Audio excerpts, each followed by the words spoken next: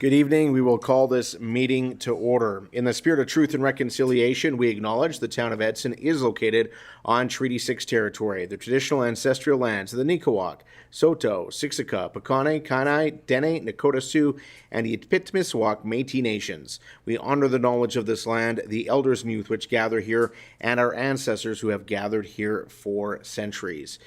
Before I take a motion for the adoption of the agenda, I'm going to hand things over to our Chief Administrative Officer, Christine Beveridge, who would like to do a little bit of a presentation this evening.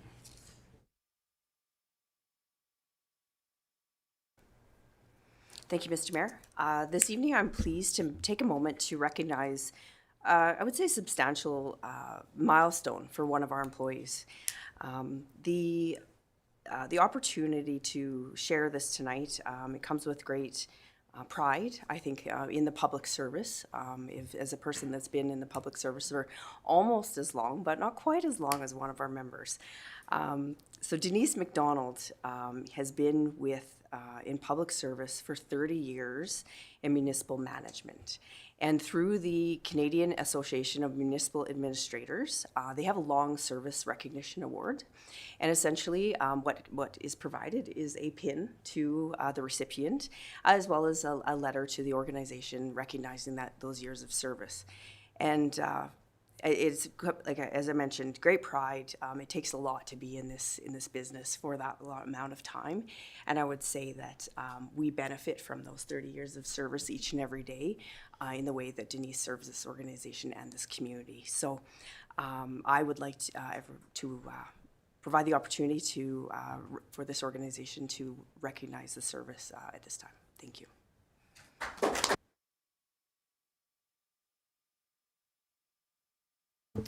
Congratulations, Denise, and a job well done. With that, I will take a motion for the adoption of the agenda, please. Go ahead, Councillor Chenard. I'll move the adoption of the agenda. Thank you. All those in favor? That motion is carried unanimously. Can I get a motion, please, that the minutes of the June 3rd, 2025 regular meeting of council be adopted as presented? Go ahead, Councillor Moore. I so move. Thank you, Councillor Moore. Any questions, comments, or concerns? Seeing none, all those in favor? That motion is carried unanimously. And we do have a public hearing tonight. So I will call to order our public hearing for draft land use bylaw number 2326 to amend land use bylaw number 2296. And I'll just review a couple housekeeping items this evening. So first of all, we'll have a staff presentation, and then a public presentation for anyone wishing to speak or speak for or against the bylaw, followed by any clarifying questions from town council. If applicable, the applicant will be given an opportunity to speak with a 15-minute time limit. Council can ask clarifying questions. Other registered speakers will have a 5-minute time limit to speak unless the chair extends the allotted time. Please direct all comments through the chair. Remember, the main purpose of a public hearing is to listen, no debate over the merits of the proposal or points of view expressed by the speakers, and everyone will be given a reasonable opportunity to be heard. So with that, I will hand things over to administration to do a staff presentation on this bylaw. So Mr. Clayton Kitlitz, our General Manager of Infrastructure, will take that role. Go ahead, Clayton. Thank you, Mr. Mayor. As before, we have Kyle Miller with Chef Andrew joining us remotely, who will take the lead on presenting the public hearing materials for this evening. So, get Kyle. Thank you, Mr. Kitlitz, and thank you, Mr. Mayor, for having the opportunity to be here to present to you tonight. We are here to hear for public hearing regarding proposed bylaw 2326, which is an amendment to the land use bylaw, which was adopted in June 2024 after a comprehensive review of the town's previous land use bylaw, existing development pressures, and the town's economic development goals.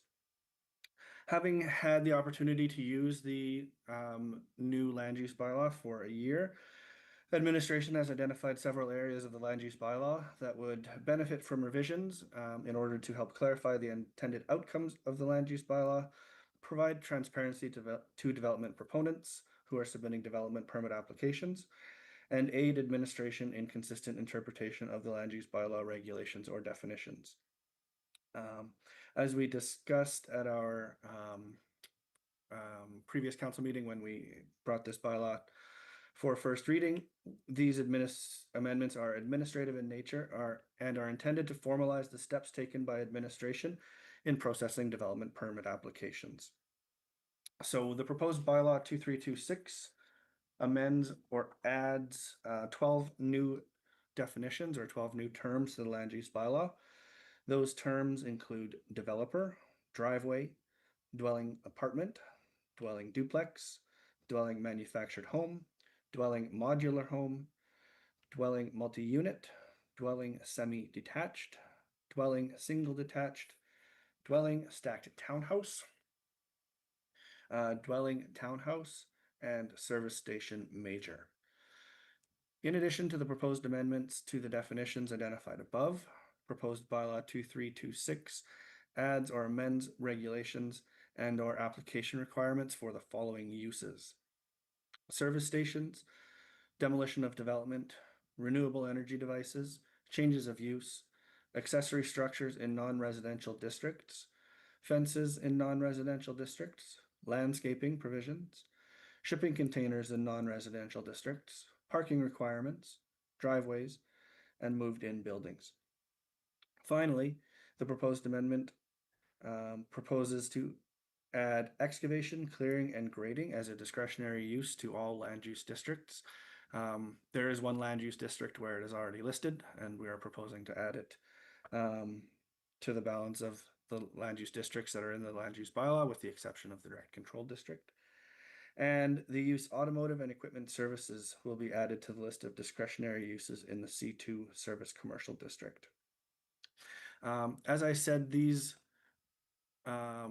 definitions will aid administration in consistent interpretation of the bylaw and provide development proponents with clear expectations of what must be submitted with development permit applications, and clearly outline the town's regulations for these types of uses. These amendments were identified as a result of development permit applications being received by the town and administration working to address those applications in a manner that was fair and consistent. And I guess adding the definitions and clarifying the definitions, as well as adding or clarifying regulations, ensures that everyone is interpreting the bylaw the same way and that all applicants are being treated equally when they're asked, when they're submitting a development permit application. Go ahead, Mr. Kitlitz. Sorry to interrupt you, Kyle, but Yep. are you expecting to show your presentation? Because we don't see your presentation on the screen. We only see you, so I just wanted to stop you. I certainly can.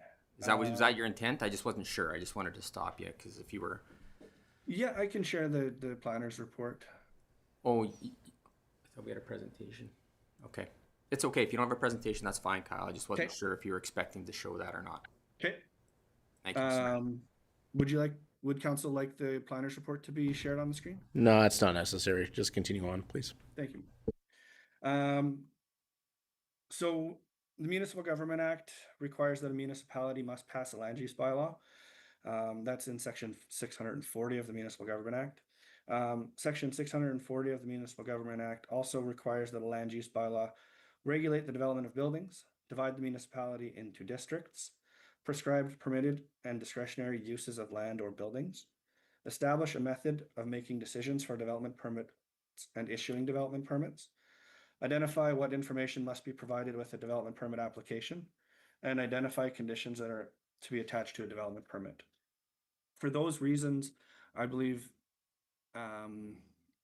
in order to satisfy those requirements of the Municipal Government Act, these amendments are important in order that the town meets its obligations to residents under Section 640 of the Municipal Government Act.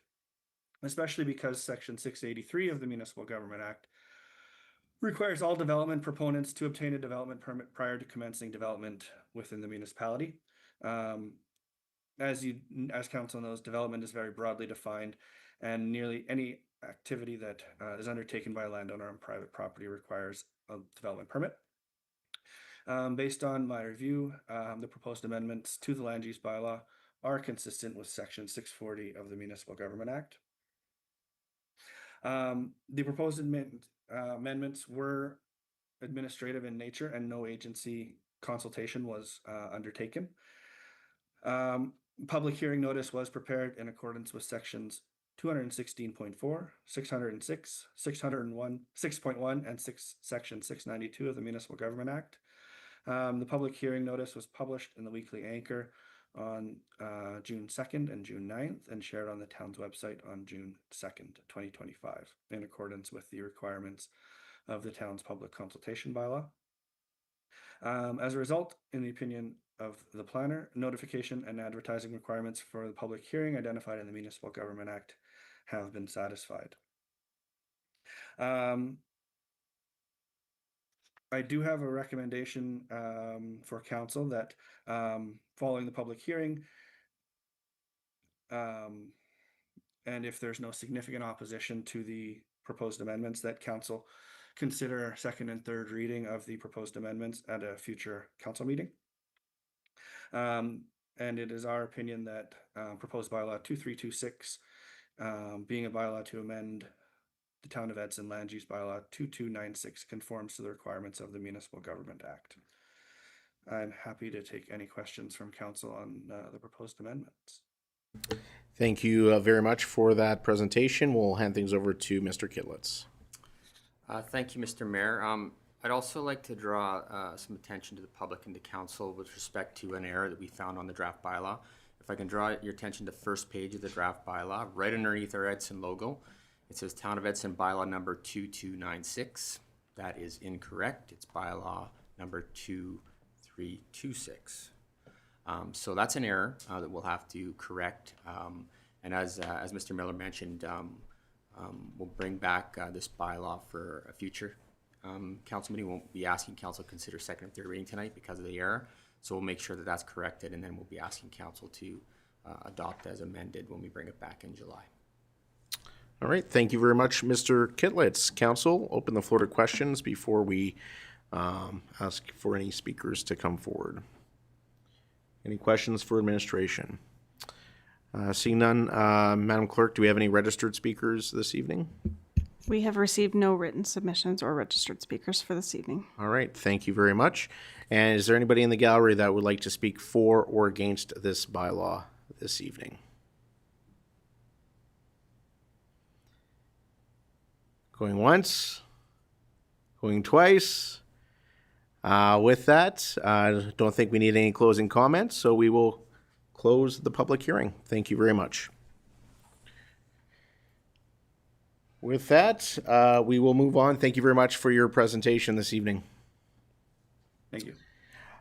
With that, we will move on to delegations and presentations, and we do have Mr. Arden Lohner, president of the Lions Club of Edson, that will be presenting this evening. So come on up, Mr. Lohner. Just get you to turn on your microphone when you sit down there, please.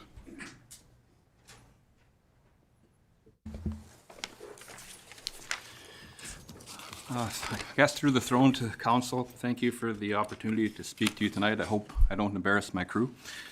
This isn't going to flow the way it probably should. I'm pleased to be able to speak to you tonight. I wanted to talk to an income statement I supplied. I was going to rewrite the thing because it looked horrible, and then I thought that's harder than it looks. But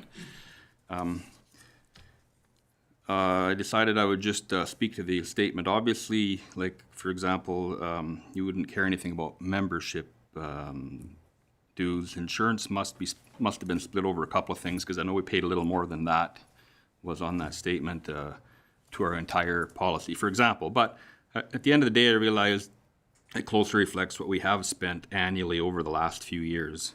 Some years we spend more on upkeep than others. 2 years ago, for example, we spent about $34,000 on the men's showers in the back, town-owned shower building, and a few years before that we put a tin roof on it. We need to put a roof on our office, and in the near future, hopefully through a matching CFIP grant. In the last 12 months, we've been able to make enough on average to float. 2016 and 17, we lost enough money to put us at risk of shutting down, but then we had a couple of years we came ahead slightly. The next few years, we're able to save money for the future, and the last 2 years, we've been upgrading the park signage and planting trees and still being able to keep an even balance sheet. Currently, we donate about 18 to 20,000 annually to local needs. This year, it will come from our casino account, but next year, we'll have to see if we can keep that level of commitment and fund it from our operations. Campgrounds, much like farming, I guess, must be prepared for a couple of bad years in 10. Revenue largely depends on work in the area and tourism. The expense statement provided is an example of an average year, and our revenue is very similar. Our management team has not had an increase in the last 3 years. We need to continue improvements, and insurance and utilities keep rising. Also, our accountants have advised that a significant piece of our proposed incentive for providing a financial statement would go to preparing that. While we realize we're not in the same operation as, say, Wilmore Park, we can generate more revenue, obviously, I would think. I would like to point out that we are a visible reflection in our community, and to ensure continued long-term success, we are requesting somewhere between the money we're currently getting under the old agreement and the $35,000 that Wilmore had been getting.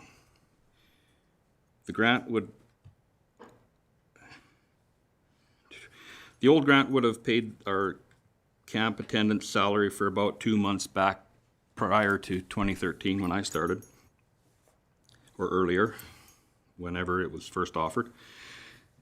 Today, it would cover a little more than 1 month, and even with that being proposed by administration, would not quite cover the 2 months. The Lions would like to propose an operating grant increase to $20,000, partially contingent on, of course, providing an acceptable financial statement showing where the funds were used. We are very close to coming to an agreement on the land agreement and the operating agreement, but are requesting more from council than administration has offered currently. We would like to have a sign made and promote a partnership between the Lions Club and the town of Edson, something that I think we could both be proud of. Thank you all again for the opportunity to speak and for your consideration of the partnership into the future. Thank you very much for your presentation this evening. Council, do you have any questions for Mr. Lohner? Go ahead, Councillor Moore. Through the chair to Mr. Lohner. Traditionally, what is your busiest time of the year? Traditionally, I would probably say beginning of August, the August long weekend. July, August is our busiest times. Thanks. Go ahead, Councillor Chachka. Thanks, through the chair to Mr. Lohner. Thanks for coming forward tonight. I know council has received confidentially the expenses related to the Lions Park, and I was just interested if we were able to receive the income as well that would be on that income statement. Through the chair to Councillor Crystal, I could, like as I said, we could probably get it sent in. But like as I said, our expenses and our spending has matched that pretty much for the last couple of years. But I could supply it. Okay, thank you. Councillor Pasichny. Thank you, to the mayor, to and Mr. Arden. Question I have is, so you're asking for an annual operating grant, is that correct?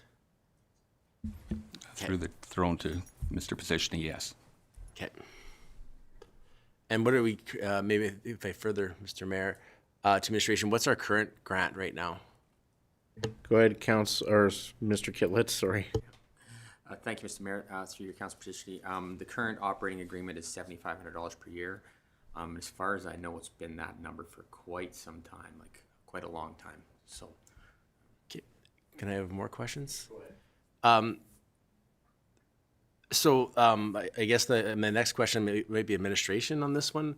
if we were to look at an increase, like we're in the middle of a budget cycle, would this be for next year's budget or for this annual operating year, or is it like the ask isn't very clear for me right now, and I'm not opposed to it by any means. I just need to know, are we looking to, so when, the fall, that it's a budgeted item or? Yeah, thank you through you, Mr. Mayor. So a great question. We've been working with the club since the beginning of this year on both the operating agreement and, if council recalls, we never had a lease agreement in place for that property. So we've been back and forth negotiating on both those for so far this year. I think we've come to pretty close to where we're happy with them, with the exception to the operating grant amount.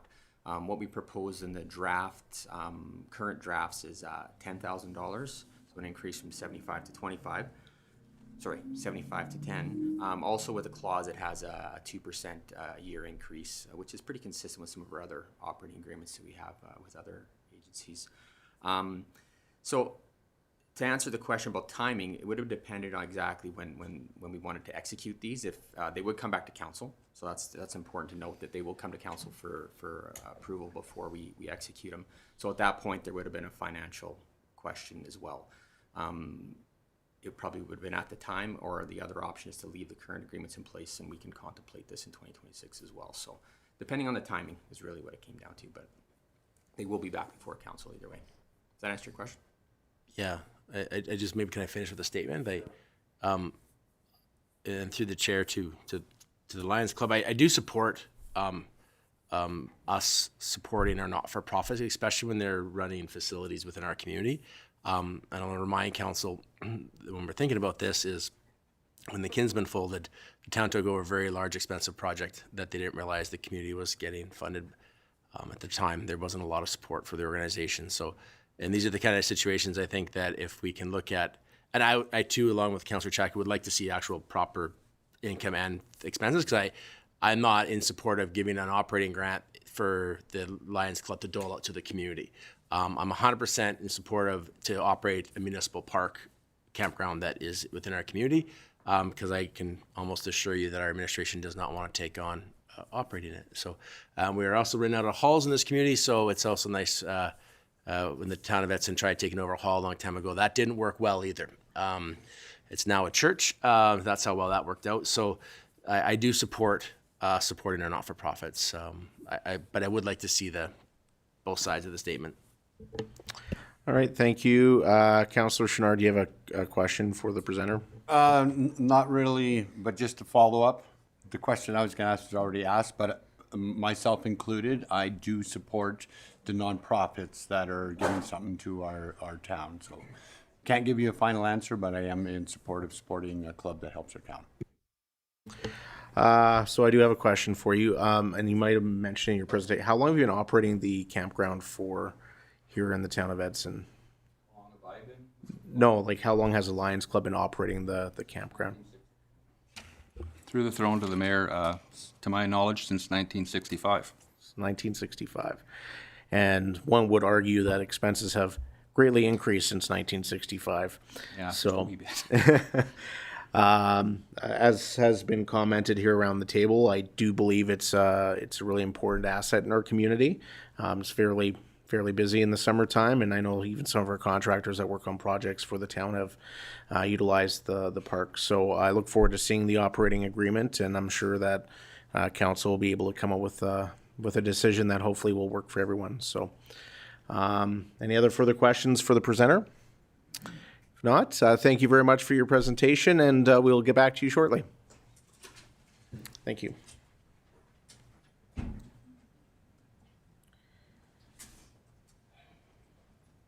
You don't want to stay for the rest of the meeting? Thanks. Have a good night.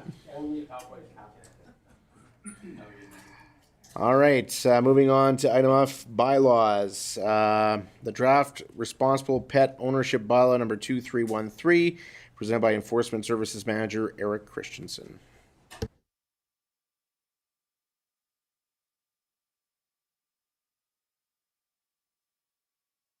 Mayor and Council, I'm here to present the Responsible Pet Ownership Draft Bylaw 2313.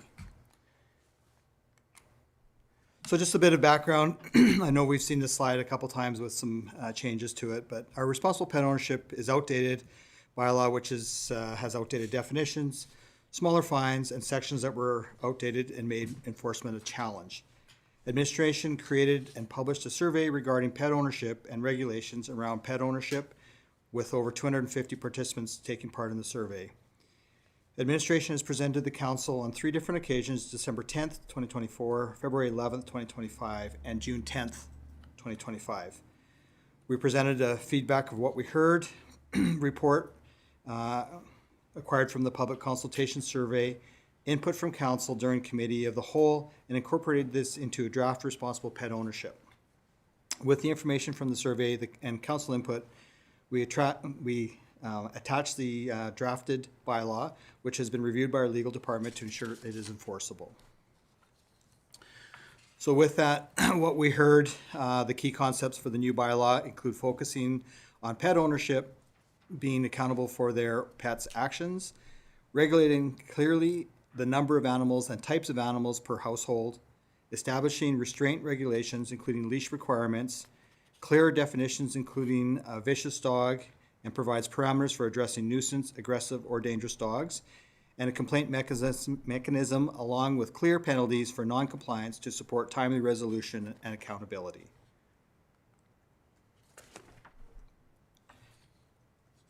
So our next steps. If the bylaw passes all 3 readings this evening, communication via news releases and social media to the public of the bylaw highlights, and we will have educational awareness of Did You Knows. If the bylaw 2313 receives 2 or less readings, the bylaw may or may not require revisions for further consideration, communication to public regarding highlights of proposed draft, bring back to future council meeting for final reading and approval. With this, we'll roll out the new bylaw, and regardless of the timing, once the bylaw is passed, we will collect data with the intended purpose of evaluating processes related to the residents' experience and service levels.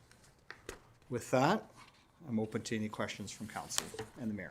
Thank you, Mr. Christensen. Council, do you have any questions regarding the responsible pet ownership bylaw number 2313 that we haven't covered in previous meetings? Any further questions, comments? So just a question, Mr. Christensen, sorry if I missed it in your presentation.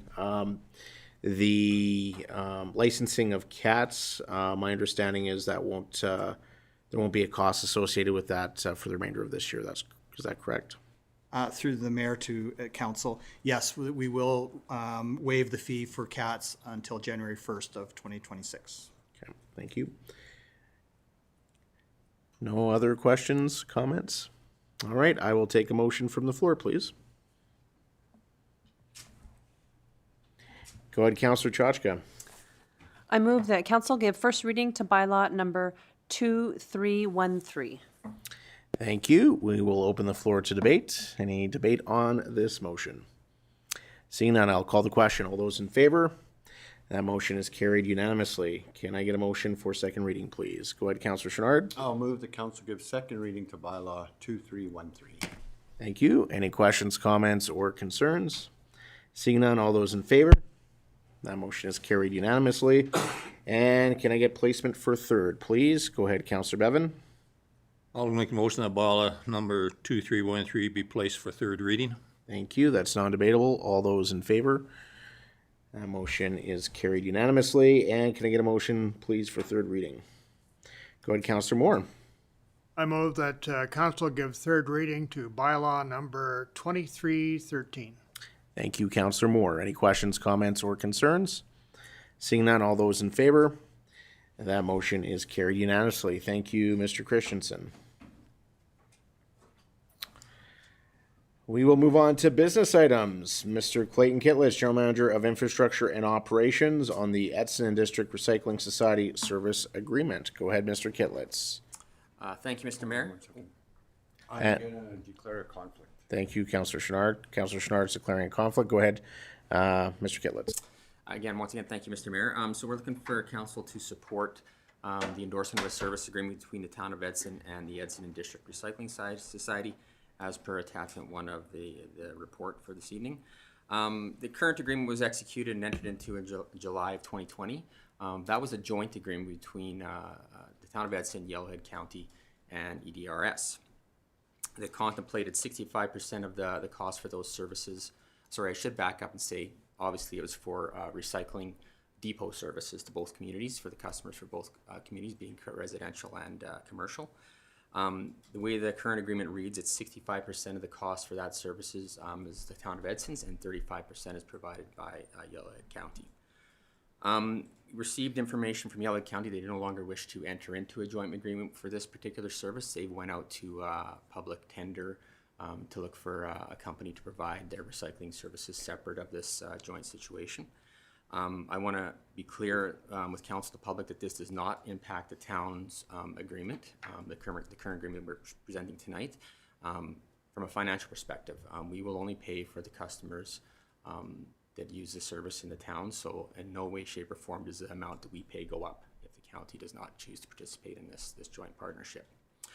It also should be noted that the current intermunicipal collaboration framework we have, the bylaw with Yellowhead County, does contemplate recycling services as shared service, but at this time we haven't brought forward any amendments to that particular bylaw.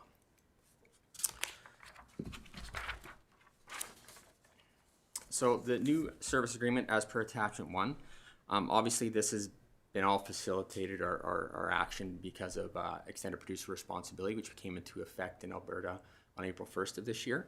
And as council is aware, we've already made decisions to be part of that, and we did implement on April 1st.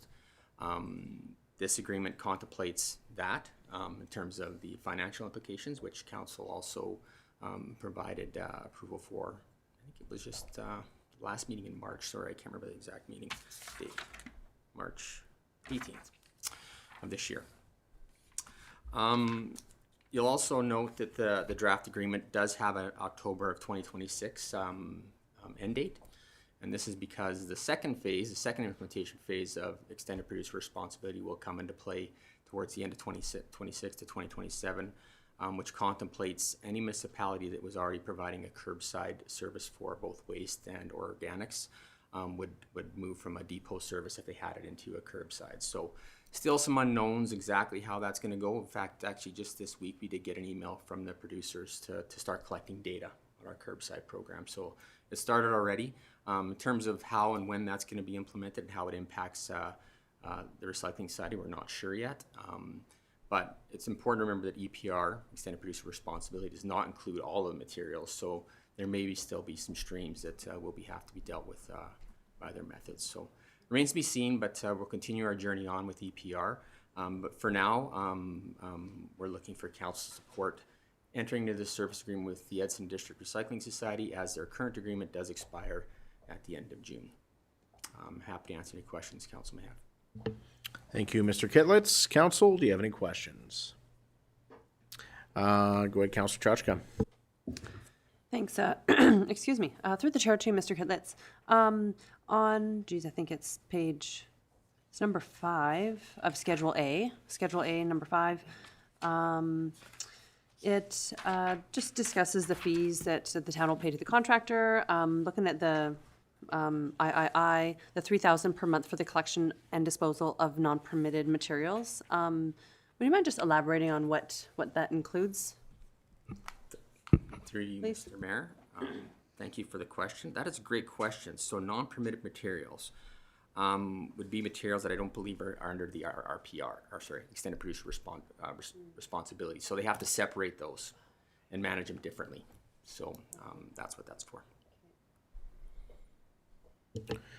Thank you. And Mr. Kitlitz, would that be for items too that may have to be hauled to the landfill that are not recyclable? Yeah, okay. Councilor Moore? Through the chair to Mr. Kitlitz. So does this mean that county residents wouldn't be able to go to the recycling depot in Edson anymore, or how would that work? Thank you for the question, to you, Mr. Mayor, to Councilor Moore. So I guess I don't want to share too many details. That right now the Yellowhead County is going through a competitive process, and it's my understanding that the Recycling Society is one of the bidders. So they may still enter into a contract with EDRS. It just will be separate from ours. And so it remains to be seen, but in the event that they do go with a different service provider, it'll be up to EDRS to manage their customers and determine whether or not they're going to serve customers that aren't paying or not. It's really up to them to manage that. So remains to be seen. Thank you. Council, any other questions for Mr. Kitlitz? Go ahead, Councillor Chachka. Thanks, through the chair to Mr. Kitlitz.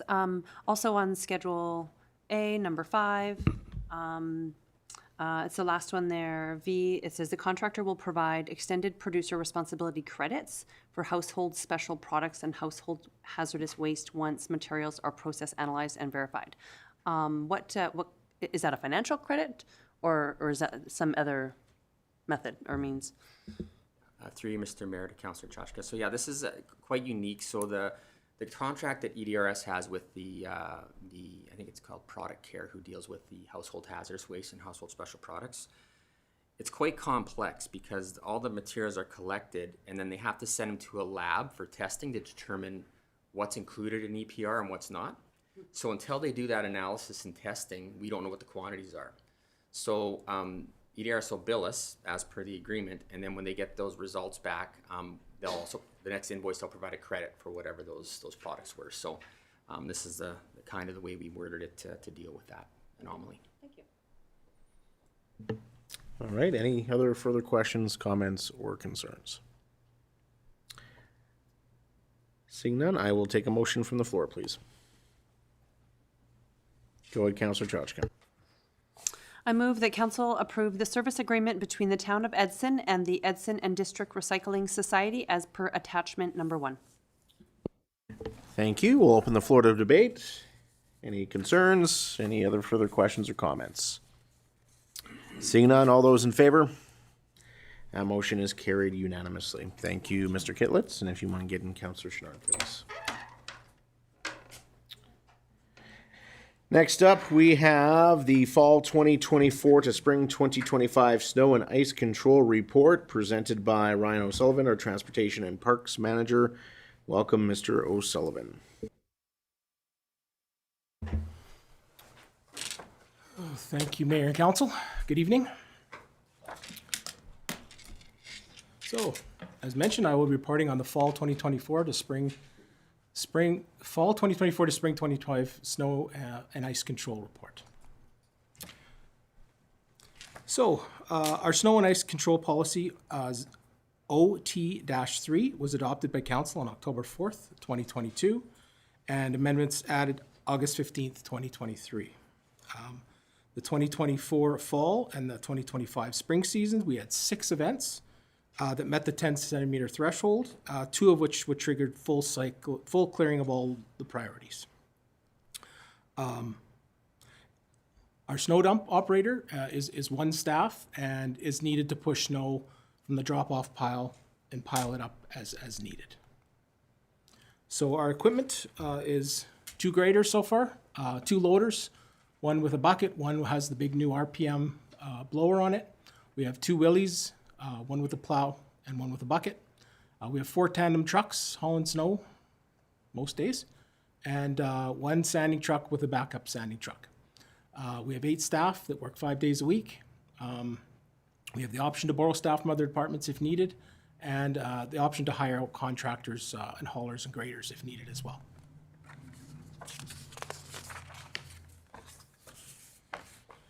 So priority for our snow control, as noted in our bylaw, once the snow event is ended, snow control will be undertaken and the following priorities in order. So priority 1, emergency route within 72 hours. Our performance average is within 36 hours. Priority 2s are essential service routes. Our bylaw is 120 hours. We usually are about 60 hours. Priority 3, collectors, within 144 hours. We're usually at 72 hours. Residential, within 21 days, and on average, we're 5.5 days before hitting those. Parking lots, it's as permitted, and now we have a contractor in place to do that, and I'll speak on that more later.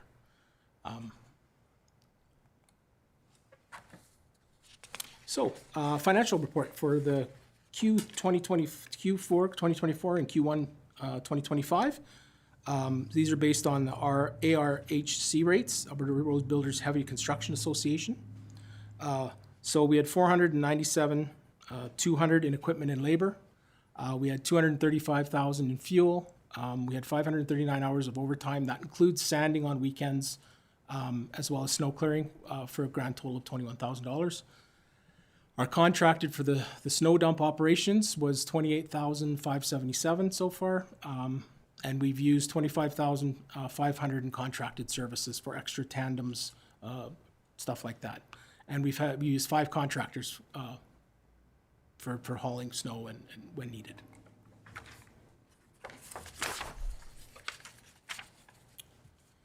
So now I'll jump to the sidewalks and trails report. So this is, oops, sorry, wrong page. Did I miss something there? Sorry, and there's a total cost of $820,000 for the Q4, 2024 Q4, 2025 Q1 snow removal. So sidewalk and trails report. So the existing snow control policy CS9 was adopted by council May 2nd, 2023. And this is again for the snow seasons Q4 2024 and Q1 2025. There was 13 snow events that met the 3 centimeter threshold, which triggered full cycle clearing of all the priorities, and which took a total of 38 days to clear all the snow. We had 9 snow events meeting the 5 centimeter threshold, which triggered full clearing on our one-ways. The equipment that our parks crews use is 2 John Deere 1580s for a sweeper and a blower. We've got a Ventrac sweeper, a Toolcat sweeper, the new MT7 blower and salter. We have 4 staff and hopefully soon to have 6.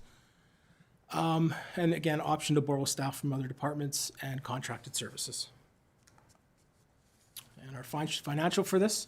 So the cost for snow clearing under the sidewalk facility, trail, snow, and ice policy, CS9. Sidewalk and trails in town for a total cost of $55,742, which includes labor, fuel, sand, and salt, and $26,250, which includes the machinery. Our Hideaway sidewalk contractor has a total cost so far this year and last year of $66,500. So for a total cost of just about $150,000 for our parks.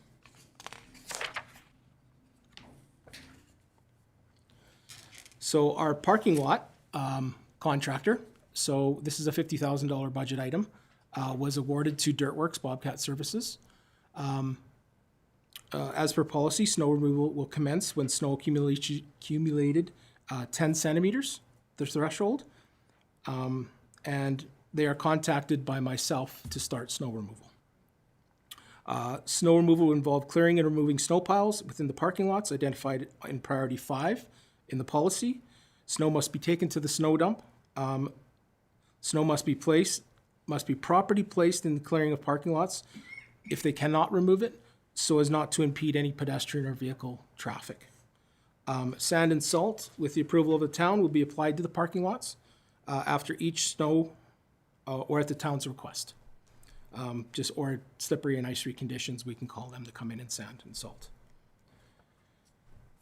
So the remaining budget for Q4 2025 will be $41,000.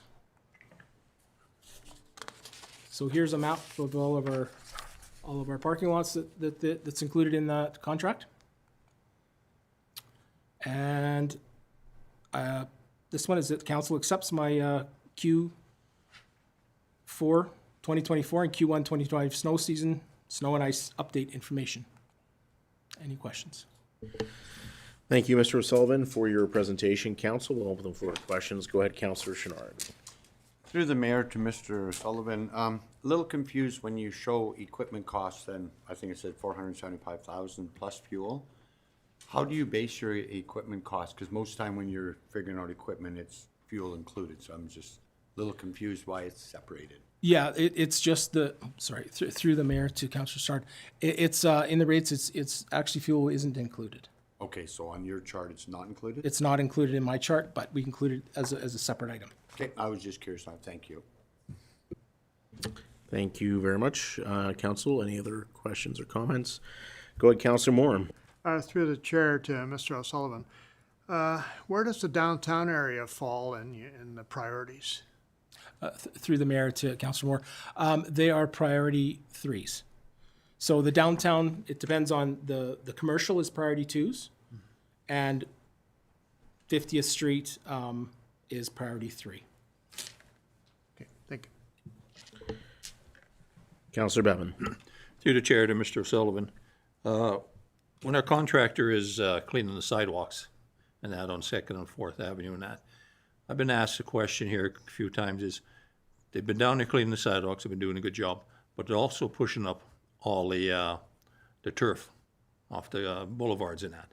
And they've been leaving them laying there for months.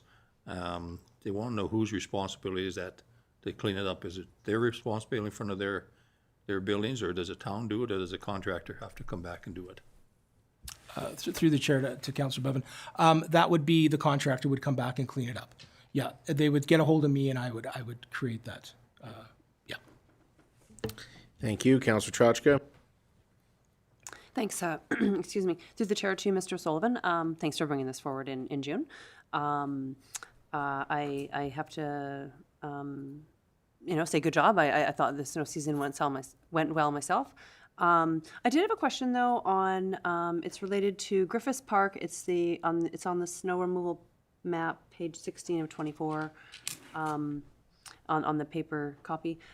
So it's listed as a priority 2, when most, and maybe when we made it that way a few years ago, I don't remember when, maybe it wasn't a town facility at that time, and now it's being utilized as a town facility by our staff, when previously it was a Boys and Girls Club.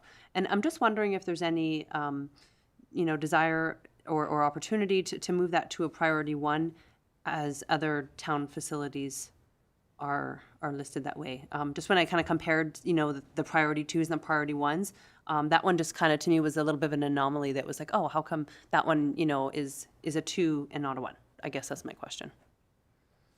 Through the chair to Councillor Checha. So 6th Ave is a priority 1. Both streets fronting Griffiths Park are priority 1s. The parking lot are done, and the sidewalks in Griffith Park are done as a priority 1. Our crews are in there first thing, clearing sidewalks around the Griffiths building. The parking lot would be done as soon as the snowfall ends, and I call the contractor now. So it would be done fairly quickly. Go ahead, Mr. Kitlitz. Yeah, thank you. I just wanted to supplement, Mr. Mayor. So I think to answer the first question, Councillor Trotchka, I think when this policy was first adopted, Griffiths Park was still vacant and wasn't occupied by CD. So I think that's probably why it was a priority 2. The other thing that I think happens, and Mr. O'Sullivan can correct me if I'm wrong, the parks crew actually come from the airport, right? And so they drive right by there on their way to Civic Center. So I think they're hitting it anyway as a priority 1, just because they're driving right by it. But it does make sense that we would, probably bring the policy back and make that correction at some point if council wishes us to do that. But I think just operationally, it seems silly for them to drive right by it with the sweepers. So I think they're catching it anyway. Thank you. That, right? Yes. Thank you. Any other further questions or comments? So I got a few questions. I guess first with the highway clearing on the sidewalk. So just for anybody that doesn't understand why we have hired a contractor to do the sidewalks along the highway, it is due to the fact that we are located along the highway, and consistently snow plows are pushing snow back onto the sidewalks, making it almost impossible for the business owners and property owners along the highway to keep their sidewalks clear. And Edson is in a unique position because most other communities have service roads and not sidewalks abutting their highways. So that was a level of service that was increased in order to create more pedestrian-friendly walkways, as well as to ease a burden on our business community along the highways. I did have a concern with the beginning of the snow season. It was very icy along the sidewalks, and it took a considerable amount of time for the ice to be dealt with. I know our town staff were working on the weekend to to get that cleared. So are those numbers included in the contractor numbers, or are those separate from that? Because I know our staff were the ones actually dealing with the ice. And how is that going to work moving forward? Is the contractor responsible for the ice, or is that going to be a Town of Edson responsibility? To the mayor, that will be a contractor responsibility. And the costs were separated out, so it was part of the staff's work. Okay. Yes, and the contractor will be more assertive. I've talked with Dirtworks, and they are fully prepared to tackle a lot quicker than they have. And it was a little bit of an anomaly because it warmed up and cold, warm, cold, warm, cold, warm, Yeah. causing that issue. So thanks for that. The other piece is, I know comments are sometimes made by the public. Why don't we hire more contract graders when we get a big snow dump, or if we have a grader that goes down? Why don't you call a contract grader? The reality is most contractors don't want to use their equipment in town. If I'm not mistaken, is that correct? That is correct. I mean, it would be another insurance policy that they would have to run their graders in town. And it's a little different than a county road because we have parking and all sorts of other obstacles, correct? To the mayor, that is correct. So to that point, I think we've come a long way in terms of snow and ice control. We've dealt with a lot of issues, fine-tuned the policy. It's hard to make every scenario work because the weather is so unpredictable. I think I do have to commend you this winter season that you adjusted on the fly based on those conditions. Sometimes the thresholds weren't quite met, but obviously the road conditions warranted clearing, which I think that flexibility is in the policy now. But my biggest pet peeve, and I think it's something that we need to tackle, are people not removing their vehicles from the streets. I find it completely disrespectful to people in the neighborhood that move their vehicles only to have their neighbors not do the same, and it creates a lot of extra stress for crews that are trying to clear those streets, especially in some of those narrow streets.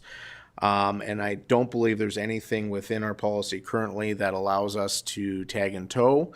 If there is, please let me know, because I didn't see that in our policy. And I guess, what are the thoughts on starting to tow vehicles in these areas, or to take a more aggressive stance? Maybe it's creating snow routes, I don't know, like they do in the city. But we have some neighborhoods that are great. People are moving their vehicles, and then others, along West Haven Drive, I'll use that by the apartment buildings, they never move their vehicles. And then when spring comes, it's a mess because the snow is all piled up in some of these areas, and it's hard to navigate. So any thoughts on that moving forward? To the mayor, yes. So right after the snowfall, we have a little issue with cars moving there right off the bat. But once we put signage, we are allowed to tag and tow, and we'll be working with our bylaw group actively this year with active putting out messaging on Facebook pre-snowfalls, just advising that we're going to be doing that this year. Okay, I'm glad to hear that. And I think one of the key pieces is we have to make sure that we're communicating effectively on that. I think sometimes we're a little challenged with the signage. We're not quite doing that succinctly, and we may have signs up for a few extra days than we should. So I do look forward to doing that. You do have at least my support in being a little bit more aggressive on that. And I think you only have to do it once and people start to get the message. I think it's just unfair to all those people that move their vehicles, expecting their street to be cleared, and then they come home and they find that it's kind of half done, and there's a lot of frustration there. So go ahead, Councillor Chachka. Thanks, Seth. I didn't mean to end your comments there, Mr. Mayor. Yes, you said it. Okay. Through the mayor to Mr. O'Sullivan. I just have a question.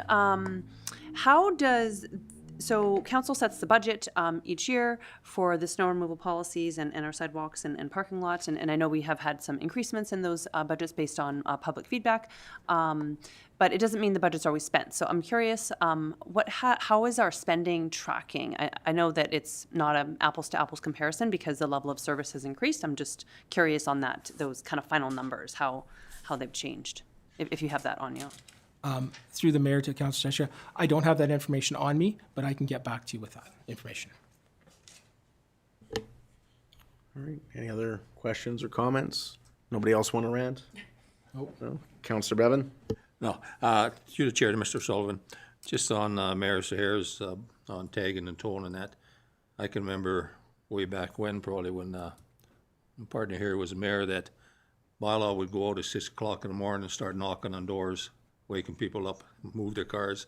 If they didn't move them, they did tag them and they towed them and that, and they did pay the fines and that. And I know, I agree here, there is a lot of vehicles sit there for at least 4 or 5 months, they don't move at all. And if our graders ever hit one, then, all hell breaks loose on it. So I think it's something we have to really look after for sure. All right, thank you.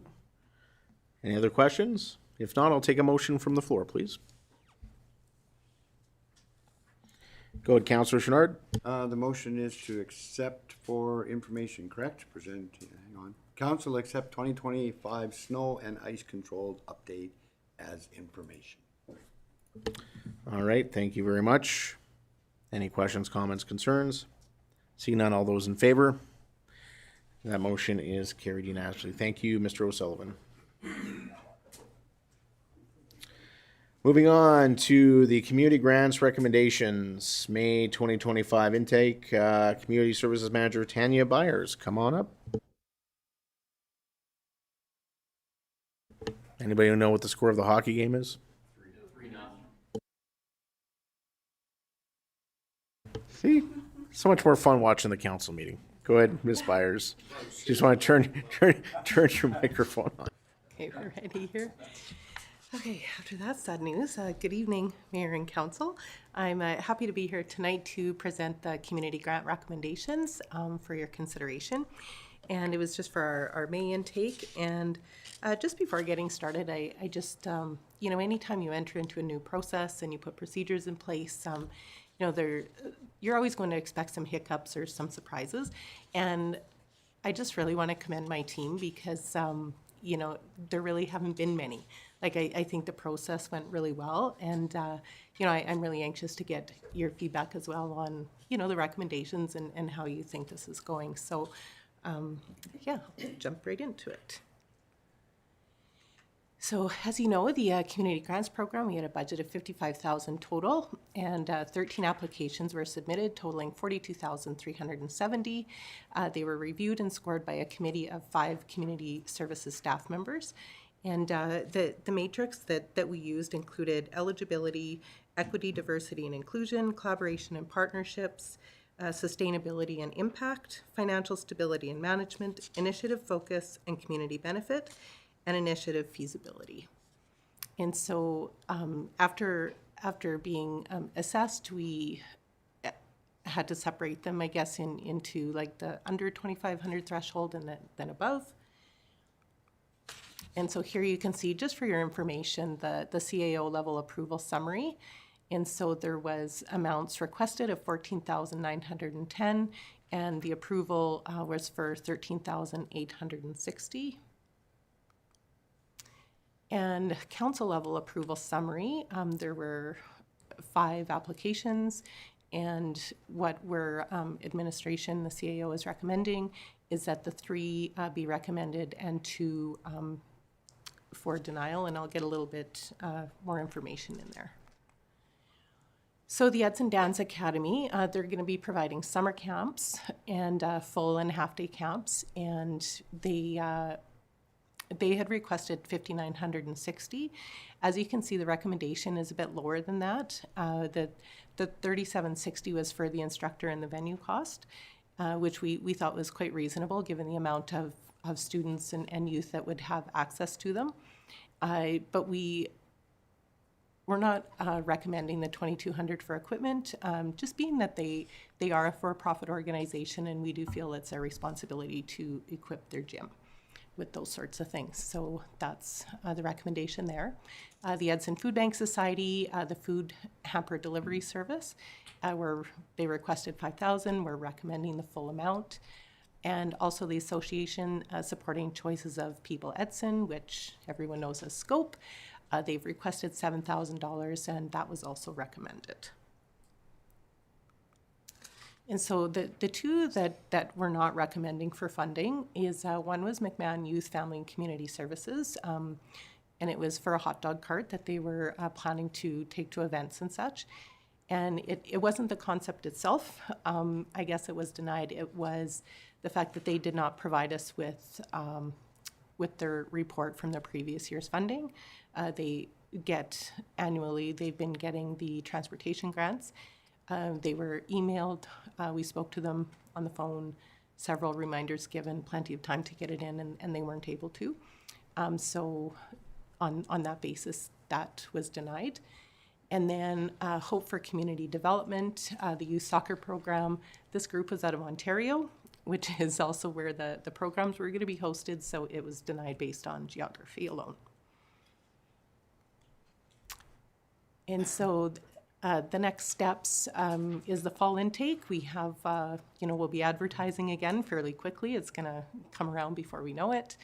We, have a few processes to tweak and the application form. And we're also always providing application readiness, advice to applicants. And please, anyone that's interested, please have them call the community development team, because we want to really help them put in a good application and one that's got the full detail. And we want to help them get to a yes, because it doesn't feel good denying applications. So we just, because sometimes we can even help them with their ideas and help it develop into something that wouldn't be denied, right? Something that would be really useful for the community and have great impact. So with that, sorry, I think I had one more comment here. Well, so in the procedures, we had planned on the next intake or the next deadline being August 15th. And upon further consideration, we would actually like to move that to September 30th. And the reason being is sports teams, schools, everybody's just kind of getting their footing in September. And so if we expect those applications to come in by August 15th, we probably won't get very many. And so we just want to make sure that we have a chance to really advertise and get it out into the right hands at the right time when, teachers and coaches and team managers and such actually have the time to put those applications in. The teams are formed. They might know what they plan to host. So, that's one suggestion that we're making for future. And with that, any questions? Thank you, Ms. Myers, for your presentation. Council will open the floor to questions. Councillor Chachka. Thanks, through the chair to Ms. Byers. My question's regarding, so a couple of the groups are looking for transportation funding.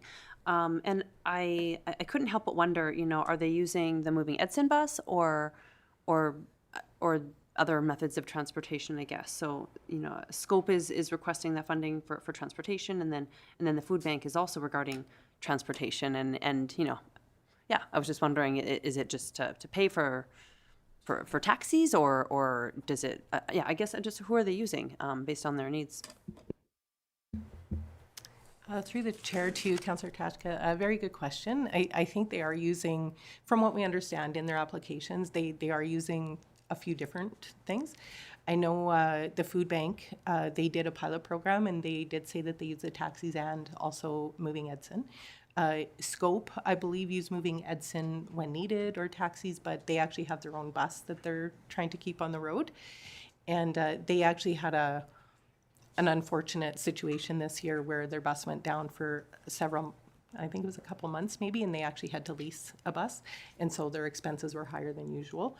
And I'm trying to think of the other requests, but interesting enough, we actually had a fair amount of transportation grant applications, which what we had sort of earmarked in our budget was $15,000 for the transportation piece, and then the remainder was under the community development grants.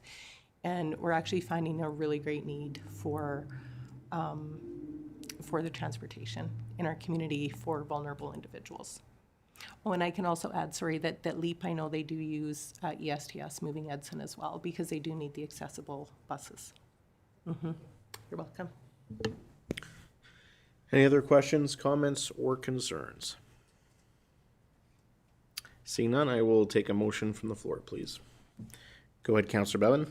I'll make the motion that council approve the community grant recommendations totaling $15,760 as presented. Thank you. Any debate? Seeing none, all those in favor? That motion is carried unanimously. Thank you very much, Ms. Byers. And we will move on to the West Yellowhead Regional Assessment Review Board appointments presented by Denise McDonald, our Chief Financial Officer. Go ahead, Ms. McDonald.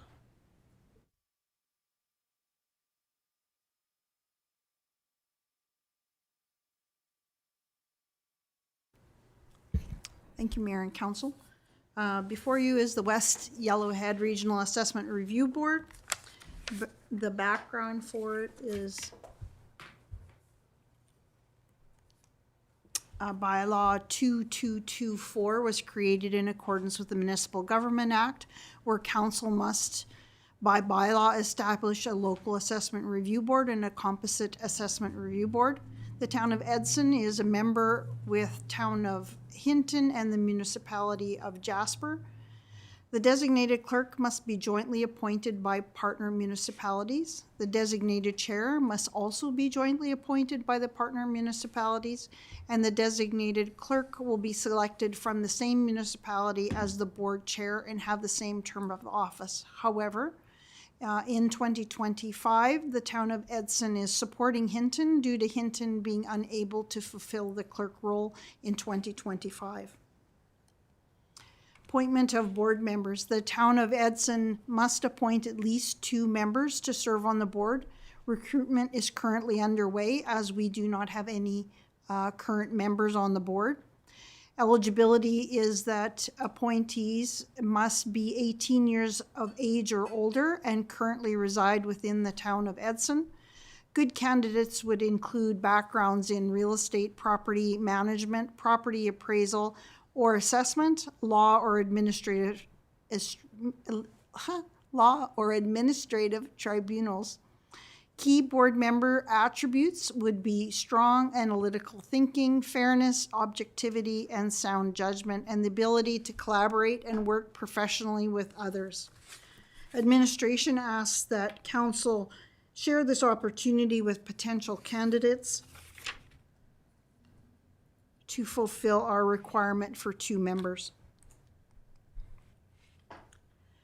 Additional information for those appointees would be that there's mandatory training requirements that would be coordinated by the town of Edson. Some travel within the region may be required, and hearing volumes vary from year to year. Before you is the recommendation. Administration recommends that the council appoint Tricia Papke from the town of Edson as the designated clerk for the West Yellowhead Regional Assessment Review Board for a 1-year term starting June 18th, 2025, and that council appoint Lee Beamish from the town of Hinton as a designated chair for the West Yellowhead Regional Assessment Review Board for a 1-year term starting June 18th, 2025, with the designated chair's remuneration and expenses to follow the town of Hinton council remuneration policy. Back to you, Mayor and Council. Thank you, Ms. McDonald. Council, any questions, comments, or concerns for Ms. McDonald? Go ahead, Councillor Pisechny. Yeah, through the chair to Ms. McDonald. What happened to our 2 members that we had previously on the assessment review board? They chose not to go back on? Thank you, through the chair to Councillor Pisechny. My understanding is they were unable to attend, so we haven't had a member for quite some time. I'm not at least that was what I was told, so. Council, any further questions for Ms. McDonald? Go ahead, Councillor Chenard. Through the mayor to Ms. McDonald, I'm just clarifying that we're going to appoint someone from Hinton. Like the motion, we're going to appoint someone from Edson, we're appointing someone from Hinton. That would be... As was outlined, this is a regional board and all municipalities have to appoint all the members. As well as Hinton. Yes. So Hinton's doing the same then? Yes. Okay, thanks for clarification. Through the chair to Councillor Chenard, every municipality will pass the same motions, including Jasper and Hinton. the same motions. Council, any further questions, comments, concerns? Seeing none, I'll take a motion from the floor, please. Go ahead, Councillor Pisichny. Yeah, I'd move that council appoint Tricia Papke from Edson as a designated clerk for the West Yellowhead Regional Assessment Review Board for a one-year term starting on June 18th, 2025. Thank you. Any questions, comments, or concerns? Seeing none, all those in favor? That motion is carried unanimously. And can I get a second motion, please? Councillor Pisichny. Yeah, I would move that council appoint Lee Beamish from Hinton as a designated chair of the West Yellowhead Regional Assessment Review Board for a one-year term starting June 18, 2025, with designated chairs' remuneration and expenses to follow the Town of Hinton Council remuneration policy. Thank you. Any questions, comments, or concerns? Seeing none, all those in favor? That motion is carried unanimously. Thank you very much, Ms. McDonald. We will move on to the Business Security Rebate Pilot Program. And before Ms. Roberts begins her presentation, just note, Council, we are splitting the motion into two this evening. Go ahead, Ms. Roberts. Oh, Mr. Hawking, go ahead. Thank you, Mayor. Yes, I just wanted to explain the rationale for why we split the motion into two. So we wanted to give council the flexibility to make independent decisions on both of these, both with the program itself and the budgetary implications.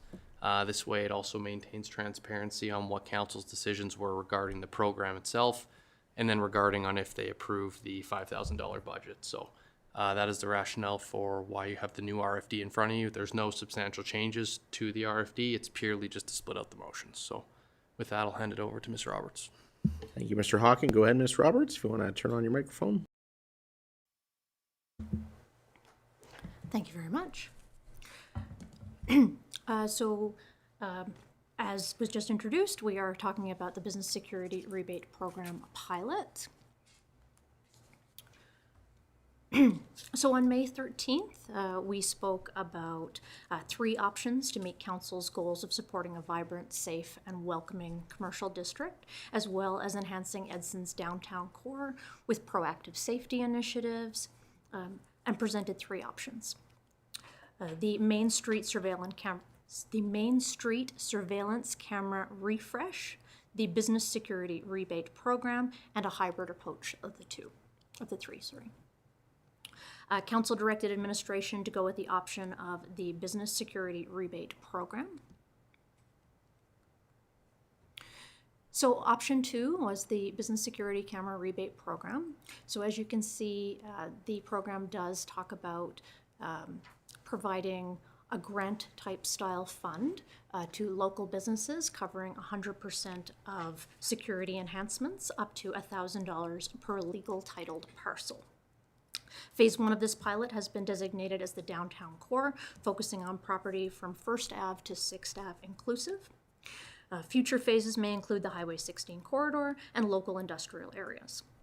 Businesses must submit an application form outlining their security enhancements with invoices or receipts. And eligible expenses include, but are not limited to, cameras, additional lighting, access control systems, physical barriers, alarms, and monitoring. All cameras purchased throughout the program must meet minimum standard requirements, and businesses are encouraged to register with the RCMP Capture program. Security upgrades must have taken place within the last 2 years of the application date. As you can see on the map, Phase 1 will cover the majority of the community that we consider that downtown core. Security enhancements can be installed by business owners themselves or by contractors. Both expenses are valid. Administration has taken a substantial effort to make sure the program is business friendly and allows the business owner to decide what makes them safer in their space.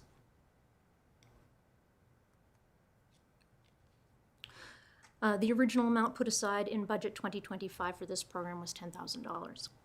Administration is requesting expanding that amount up to $15,000 for Phase 1. This allows for a minimum of 15 downtown businesses to take advantage of this program within 2025. Administration kindly requests that Council approve the transfer of $5,000 from the Council General Reserve, increasing the budget from $10,000 to $15,000 for this pilot program. If approved by council, this initiative will be scheduled to launch at the beginning of September with a full report back to council by summer 2026. To evaluate program uptake, effectiveness, and overall impact on downtown safety is an important priority of administration. Full terms of reference has been developed and will be located on the Town of Edson webpage. And again, if approved by council, the Business Security Rebate Program will have information live as soon as possible, with applicants accepted in early September. I thank you for your time tonight, and I open the floor to questions. Thank you, Ms. Roberts. Council, any questions? Councillor Trotchka. Thanks. Through the chair to Ms. Roberts. Thank you for bringing this back. My question's related to the locations that are available, that would be able to be used within this policy. You had a little picture of it there, and I wasn't quite certain. So does that just include from 1st to 6th, the storefronts facing Main Street, and then 50 from 50th to 51st Street on First Ave? So I'm wondering, does it also include like 49th to 51st on First Ave, I guess, on both sides of that? Through the chair. So at this time, administration has selected this area of the downtown core based on comments received from council at the previous COW meeting. If we would like to extend that, that certainly could be a direction of council. If I may, the assumption would be that we would highlight and allow the businesses in that area to access those funds first. And if there were remaining funds, then we would seek approval from council or higher level administration on how to proceed. Okay. You want to follow up? Yeah, so I guess, I'll make my comment here. So I would prefer that we would, if we're going to do on First Ave from 50th to 51st, that we would also include from 49th to 50th in the same way that you have them listed there for the first phase, just to allow them inclusion in the program. Thank you. Any other comments or questions? Go ahead, Councillor Bevan. Through the chair to Ms. Roberts here now. Anybody that wants to get into this program here, if they don't know where to go to get their cameras or anything, can they come to the town, and you guys have any kind of a reference where you can say, in town we have so-and-so or wherever that you could use them or whatever? So I know there's some businesses out there not sure where to go get these high def cameras if they should use, say, for something like TELUS or somebody or Orion Tech or whatever. Not. Do you have anything like that? Do you have a list that they could possibly give to them or whatever? Through the chair. So currently on our Town of Edson webpage, we have a business directory for all businesses within the community that operate, that would have that sort of a skill set. We'd be happy to share that with anyone that's not able to find it directly, but it is very accessible on our website as well. Thank you. Council, any further comments or questions? Just further to Councillor Chachka's comments there, I do think that just narrowing it to 50th Street I don't think is sufficient. I understand this is just the first phase, but there's businesses that have been impacted by issues from 48th to 52nd. So my preference would be to focus on that, including Main Street. And then, if we want to look at expanding into industrial and Highway 16 further, for future phases, that would be perfectly fine. But I think just having it narrowly focused on Main Street and a little bit on First Avenue there, I don't think is sufficient enough for this first phase. That's just my thoughts. I don't know, Council. Do you have any further thoughts on that? We would have to make, I believe, an amended motion if we wanted to include that. Go ahead, Councillor Pisichny. Yeah, through the mayor, through to council. I think we should maybe see the uptake before we start expanding it? Like we could, if we don't have the uptake in phase 1, go to phase 2, because the more we expand it, then the more the budget we're going to be required to spend on it. And I'm not against it, but where do you start? Where do you end?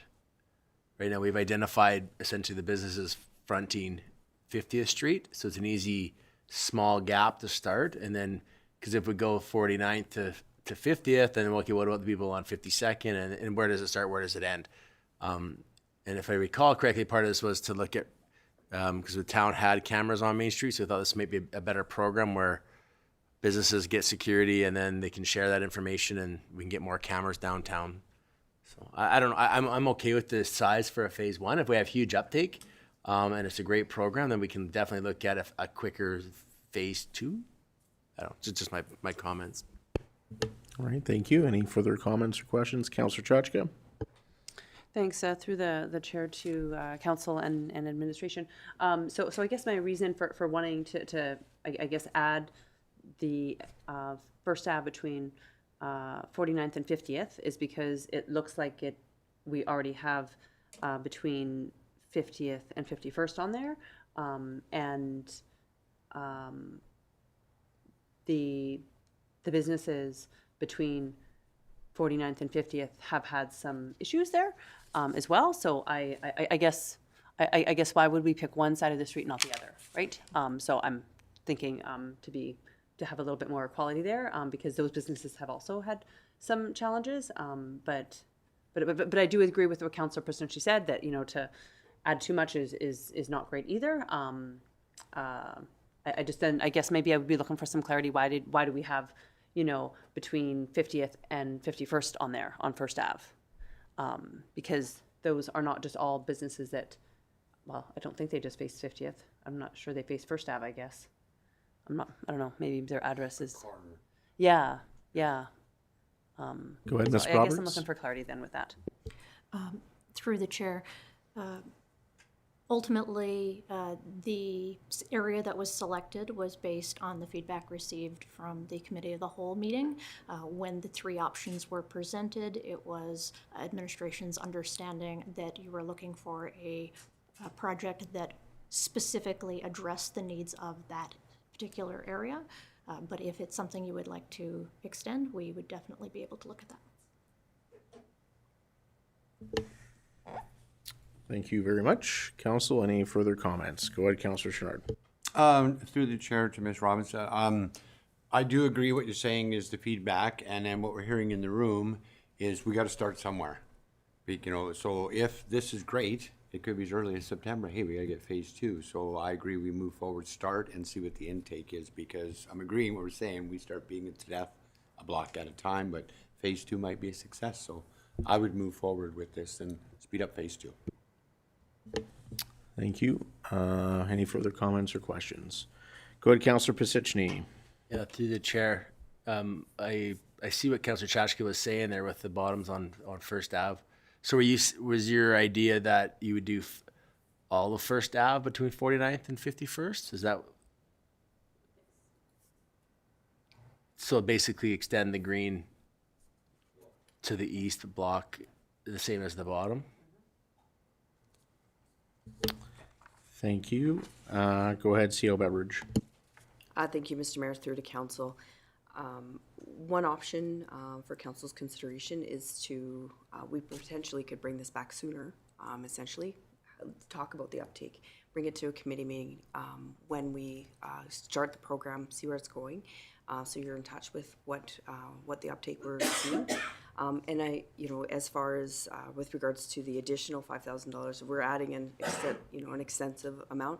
I don't know what that cost would be, and I wouldn't be able to verify that at this moment in time to add a substantial amount to this project at this time. Thank you. Any other further comments or questions? All right. Thank you very much, Ms. Roberts, for your presentation. And I'll take a motion from the floor, please.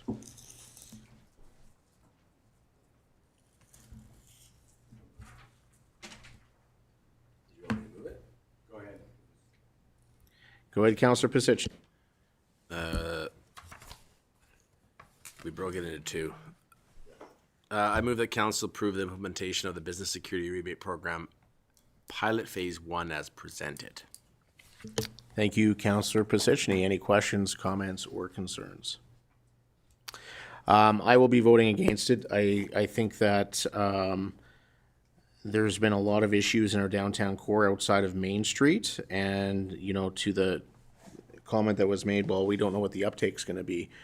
My concern is we launched this program, we have a bunch of businesses outside of Main Street that want to apply. Nobody applies on Main Street, and now we're waiting another how many months in order to revise this program to include those businesses. I think we're missing the mark here.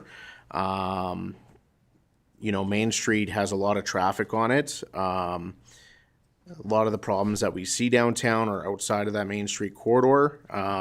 And I don't know, you know, knowing some of the business owners in that area and some of the things that they deal with, I think that the area should be much larger than what is presented here for the first phase. And yes, I do agree, like where you stop and end, but that's a pretty narrow focus right now. And, you know, I do look forward to administration bringing back a future recommendation based on the uptake. But I think that to launch this program and having it so narrowly focused, I think we're not going to be as successful as we think we're going to be. So with that, I will call the question. All those in favor? All those opposed? That motion is defeated. All right. Did not expect that. All right. So I guess I can move, unless another councillor wants to move. Supplementary motion. Based on being defeated. You know what you're going to say? Kind of. All right. We'll get Ms. Tate to put it up on the screen.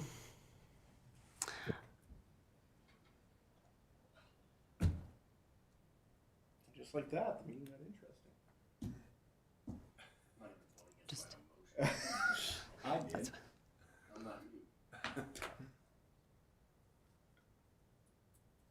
Oh. Okay.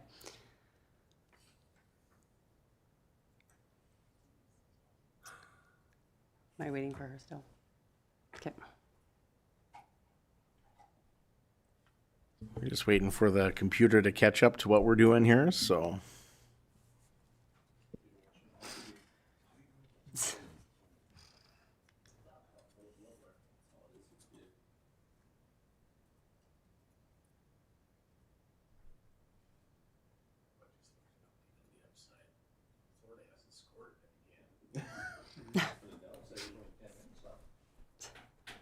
Oh boy.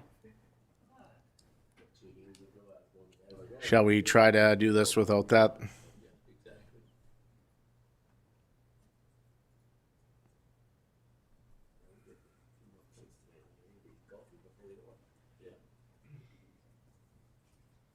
Technical problems. Okay, we'll make a motion if somebody wants to write it down. So I'll move that the administration bring back options to extend the. I would. Council approve. Go ahead, CO Beveridge. And council, by no means am I putting a motion for your, you know, this is just generally what we were picking up from the discussion. The council approved the implementation of the Business Security Rebate Program Pilot Phase 1, extending the service area to include First Ave between 49th and 51st Street. So.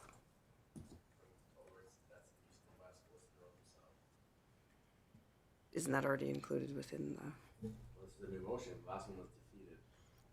My suggestion was from 48th Street to 52nd, from 1st to 6th. The business area in that area. Maybe I'll do the motion. All right. Council, so the motion that I will move is that council approve the implementation of the Business Security Rebate Program Pilot, Phase 1, extending the service area to include 1st Ave to 6th Ave between 48th Street and 52nd Street.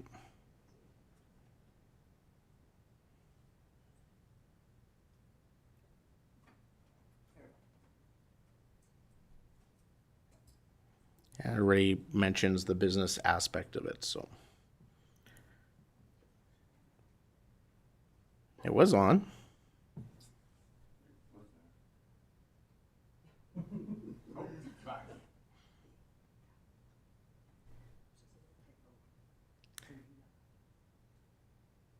The service area, not he, the. All right, clear as mud. Go ahead, CO Beverage. Ms. Tate, can you remove the period after pilot, please? Thank you. Thank you. All right, so that is on the floor. Council approved the implementation of the Business Security Rebate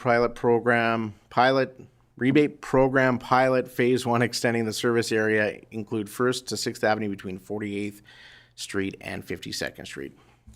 Go ahead, Councillor Pisichny. Yeah, through the mayor, maybe to the mayor, we've now included residential properties in there. Does that include home-based businesses? No, it clearly states the Business Security Rebate Program, which, if we look at the program itself, is for actual physical businesses, storefronts. All right, Councillor Chenard. Through the mayor, through administration, I'm not against this, but where we're only extending by 5,000, do we have extra money? Because if the program is good. That's the next motion. Well, I'm just a comment that we may have. We're not on that right now. So, I may vote against. All right, so the motion is on the floor. If there's no further questions, comments, or concerns, I will call the question. All those in favor? That motion is carried unanimously. Thank you. Can I get a secondary motion on the financial aspect of it? Councillor Chachka, go ahead. I move that council approve an additional $5,000 for the Business Security Grant budget funded from the Council General Reserve. Thank you, Ms. Chachka.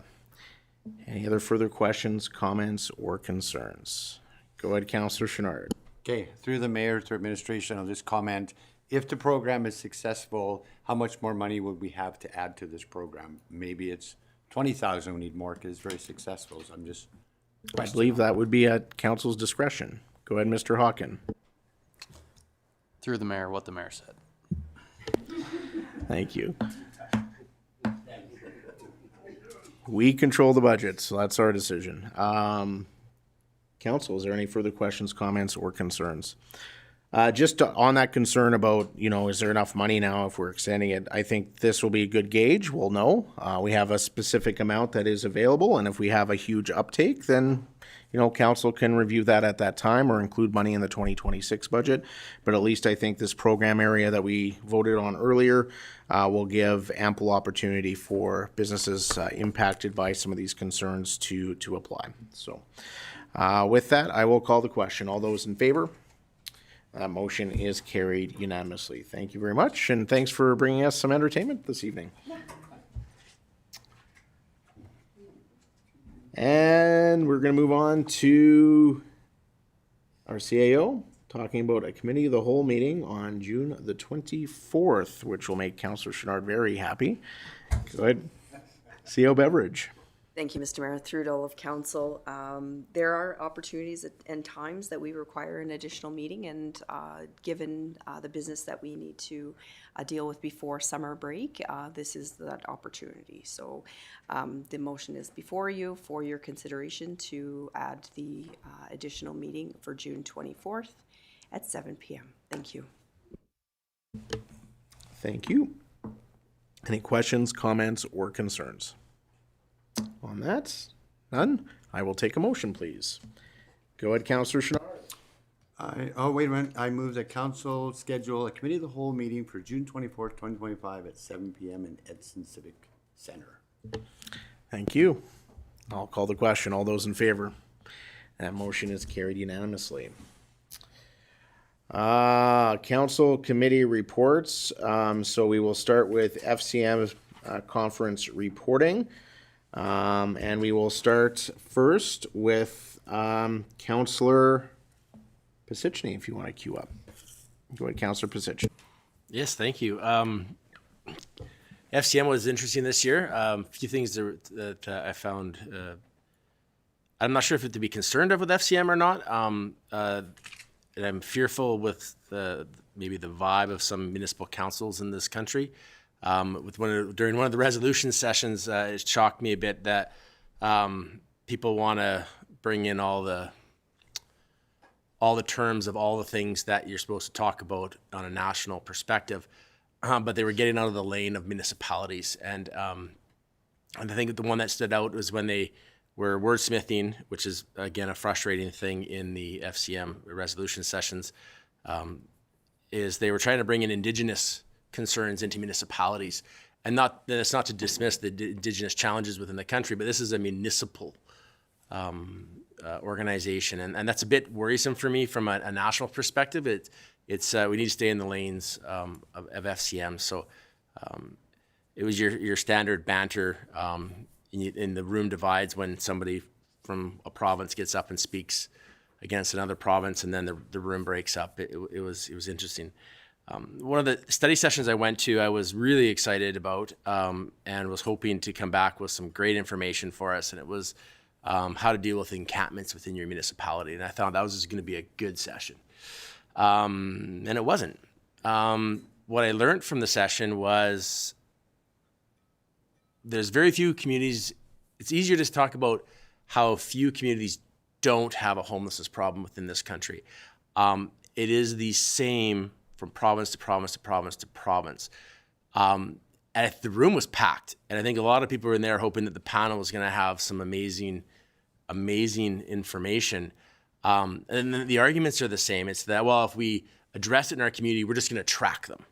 And that a statement was made by other communities in other areas because we're going to address it, and now we're going to attract people to our communities. And the vibe and the sense I got from other elected officials in the room was that didn't seem to be, there's a statement about it, but that doesn't seem to transgress into actual fact.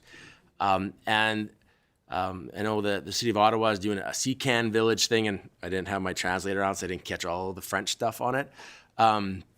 But some of the conversations was there wasn't any real concrete information that came out of the session that I was hoping for, where somebody has found that crystal ball that will solve the solution of homelessness within our region or within our communities. And I think the shocking part is we sometimes look at our own community, well, it's just Edson. It's just Edson having the problem. And it's not just Edson. It is literally almost every single municipality across this country. And that was it was a bit eye-opening.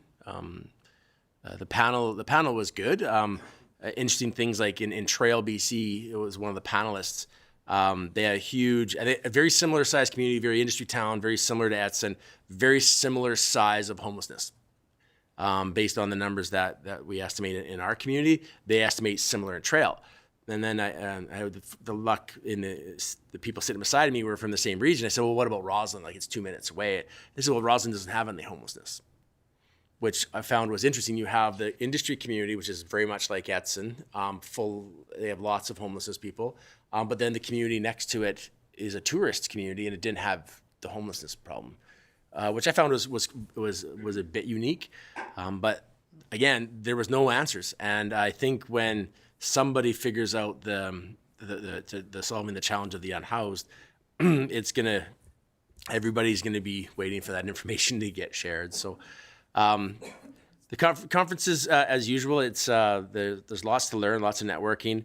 A neat thing that I learned on one of my study tours was, I don't know if it would apply because it's a larger municipality, but how they used the city did its own public-private partnership with their facilities, and how they used the people were giving back to their community, so they helped build their stadium.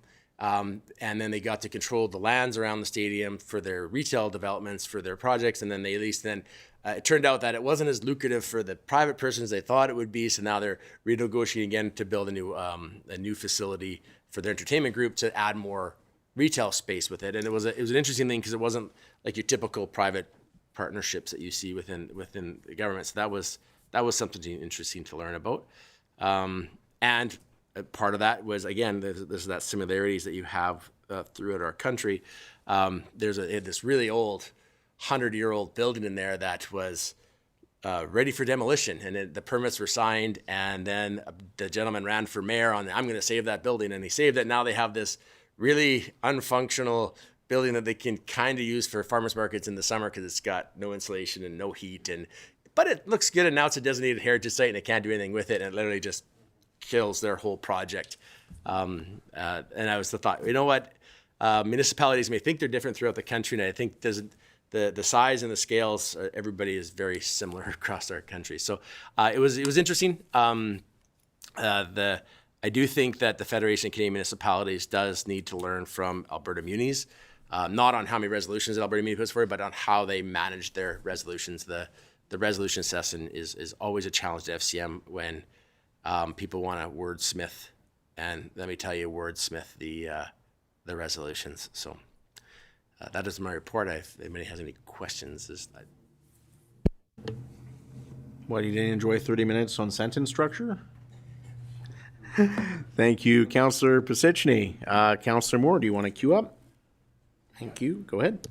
Yes, well, I really enjoy the networking at all these conferences, especially the FCM, because it proves that, we may have our differences in different provinces and such, but there's one thing, many things we can have in common, like homelessness and lack of housing and all that, and crime and the whole thing. But no, I thought that's one of the most interesting parts for me. My study tour included a trip to Manotick on an Ottawa transit bus, which is good or bad depending on how you put it. No washrooms for 40 minutes. Anyway, we finally got to Manotick, and it's an interesting place because I'm a real history buff, and we toured an old flour mill, which is supposedly haunted, but the ghost only comes out at night, apparently, and it was in the daytime. But anyway, it was interesting to see the processes they had there from 1861 to, I believe, 1961 it operated. And it's a very, very good aspect of the tour. And then we toured this mansion that was there, and it was owned by one of the first guys who invented a Ponzi scheme. So he wasn't very popular after a while, but he managed to, the family was pretty well off for a while there, and that was good tour of those particular sites. And I managed to go to the Chateau Laurier because I wanted a picture with the original Churchill portrait, and the lady there, one of the staffers, took my picture with it, and that was pretty exciting because I'm a big Churchill fan. Anyway, another thing, the last thing I wanted to mention was their breakfasts were kind of interesting there. A ratatouille for breakfast. I don't have ratatouille for breakfast, and I think a lot of people didn't. But anyway, it was interesting to see that. And of course, the trade show was great, as it usually is. Thanks very much. Thank you, Councillor Moore. I attended FCM as well this year. Like what Councillor Pisichny said, the resolution session was painful, and they definitely need to change how they're handling that. And I think the conference itself, I think they need to relook at how they organize that conference. I think it's probably a day too long. Everybody stayed, well, a lot of people stayed until Sunday night and they had to fly back on Monday. But when you got to any of the sessions on Sunday, half the rooms were empty because people were jetting out early because the work week starts on the Monday. So, and I think it could be really, really tightened up. I went on a study tour as well. And it was the Byward Market Integrated Service Response. Byward Market has a lot of homelessness issues, and that was, I think, probably one of the shocking things. It was my first time in Ottawa. The amount of homelessness, people on drugs, screaming down in that area was unbelievable. It reminded me of Edmonton about a year ago. And this is our national capital. So if our national capital can't get a handle on it, I don't know how any community can get a handle on it. But they have an integrated service model. and it brings social workers and nonprofits together with city staff as well as Ottawa Police Service. And the operations center is located right in the Byward Market. It's not a police station. It's a room where police officers can go to do their paperwork, get information. They have a little meeting room as well. The city itself was running 5 shelters 5 years ago, during COVID. They're down to 3. They're using an arena, a community hall, and a former government building, and they are trying to close those down as well because municipalities don't typically run shelters. But Ottawa was forced to during COVID, and this was, I think, a little unique, which we wouldn't see here in Edson. A lot of it had to do with asylum seekers ending up in Ottawa. And I think they mentioned something like over 60% of the homeless was from asylum seekers crossing the border and ending up in Ottawa. Police officers are working overtime shifts to do foot patrols in these areas. Outreach workers are partnered with these officers. They're focused on community outreach, not enforcement, and trying to connect those with addictions issues and homelessness to supports. And they have seen some successes with that, but the challenge in that area is so great. It if you solve 10 people, you still have another 200 that you need to deal with. So they coordinate with other agencies like health centers, paramedics, other social organizations.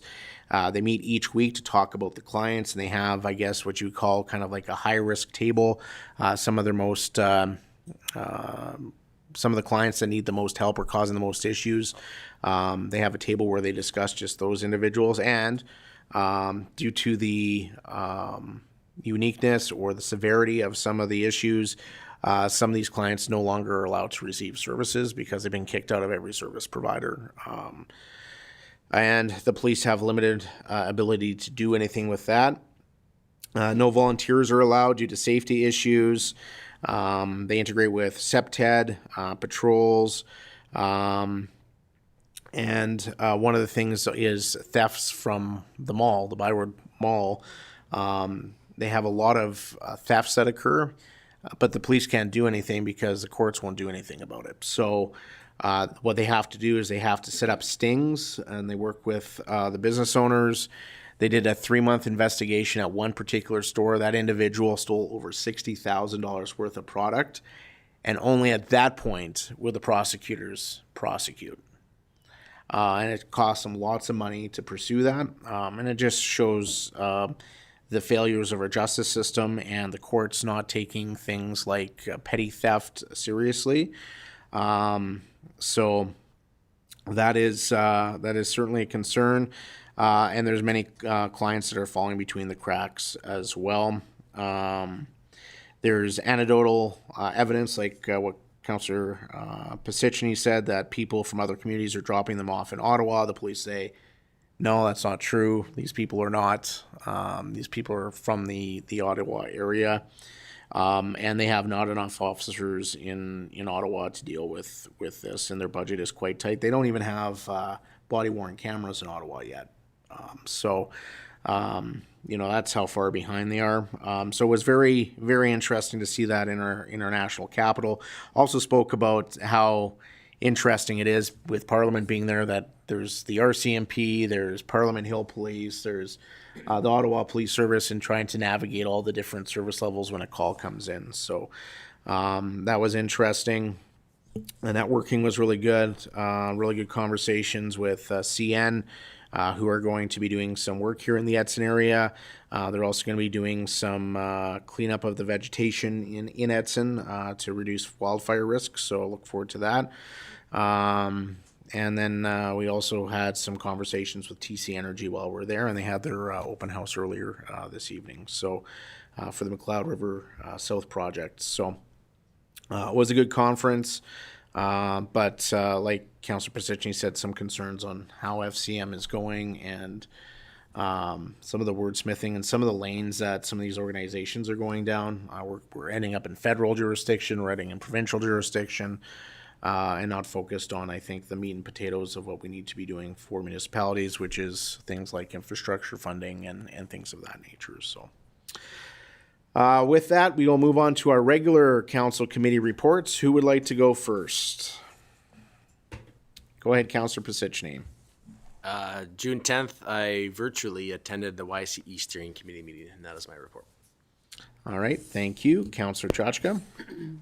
Through the chair, on June 5th, I attended the seniors pancake breakfast for halfway, and then I had to leave to go to a Community Futures West Yellowhead Investment Review Committee meeting through Zoom. And then on June 10th, I attended the YCE Steering Committee meeting. Also that same day, the Committee of the Whole. On June 11th, I attended the Attraction and Retention Committee board meeting. Something that we're working on going forward, I briefly mentioned it last month as well, is kind of a sharing this health services in Edson. So our committee is working on that right now, and we're planning on doing, I guess when I say we are going to be trying to solicit to the health businesses that we're aware of and ask them to provide a 2-minute video to submit to our parent organization, the Community Care Foundation, to talk about what services they offer the community, and then we can share them that way, because it gets very tricky to pick and choose certain health. I guess some of them are businesses as well, right? Not just within the provincial area. So hopefully we see those coming out shortly, as we're aware that we will have some reduction in physician staff over the summer. And then on June 12th, I also attended the Community Futures West Yellowhead Investment Review Committee meeting via Zoom, and that is my report. Thank you. Councillor Chouinard. On June 5th, I've also attended the pancake breakfast. On June 8th, I spent several hours at the budget survey down at Galloway Museum, which, no surprise, not many people showed up. June 14th, on behalf of the mayor, I brought greetings to HRH grad. And then on June 17th, it's not a committee thing, but the Pine Grove students wrote me letters. I returned them today. They were grateful for that. And June 10th was Committee of the Whole. And that's it for my report. Councillor Bevan. June 10th, Committee of the Whole, and that's it. Thank you. Councillor Moore. Thank you. Seniors breakfast, very well attended. I served people, various pastries. June 11th, attended the Sun Life grand opening. Also, the chamber meeting at the Galloway, updated chamber members on the council issues. Last night, June 16th, I attended the Forest Resources Advisory Committee meeting at the Galloway. Some topics: log hauling will start soon. Officials are seeing what they can salvage from the Mercole fire. In the wildlife section, here's something new to me, the ovenbird. So of course I asked what an ovenbird was, and it's a particular kind of warbler. And the reason they name it that is because it builds its nests on the ground, which is as warm as an oven, I guess, for the young chicks or whatever. And that's all I have to report. Thank you. All right. Thank you, Councillor Moore. Not a committee report, but because everybody else mentioned it, on the 5th, the Seniors Pancake Breakfast. 10th, the YCE Steering Committee meeting, followed by COW. On the 11th, the Attraction and Retention Committee. And then on the 14th, Community Futures Lemonade Day, where we had 7 stands in Edson and drank some wonderful lemonade. And that is my report. I'll also ask CO Beveridge, she attended FCM, and I forgot to mention if there's anything you want to add from your observances at FCM this year. Certainly, Mr. Mayor. Certainly, Mr. Mayor. Actually, I had the opportunity to attend both CAMA and FCM, CAMA being for the administrators and FCM being for the elected officials, and to support the team that went. What I would say through both conferences, there's a trend, and I would say that in CAMA, definitely homelessness was an issue at both across the country, as well as misinformation. Misinformation was probably highest attended from the sessions that I attended at FCM, highest attended session that standing room only. So learned a lot through that session in different ways to brought back some strategies for the town to use, and I think that many of my other colleagues as well found that to be very helpful, as well as mental health. Mental health, especially the Administrators Conference, it was a key focus, and providing the stigma of dealing with mental health is not gone. It really has stuck with me. I think that, from my time, I think my staff can hear, how excited I get about some of the learnings that I do bring back from these opportunities that I have. And, a key takeaway is making mental health as common as dental health, making sure that you're taking care of yourself and making sure that staff feel comfortable to do so. So this is something I wanted to share. And just generally, a lot of, of course, sessions on retention and attraction of employees. And that ties in as well with some of the aspects that we're dealing with as far as attraction across the country for staff that are wanting to be in the municipal sector anymore. The same goes for elected officials as it does for administration as well. And I think that is kind of really what I would say is the core, my key takeaways, the things that I brought back as far as value for the organization. And I would say that,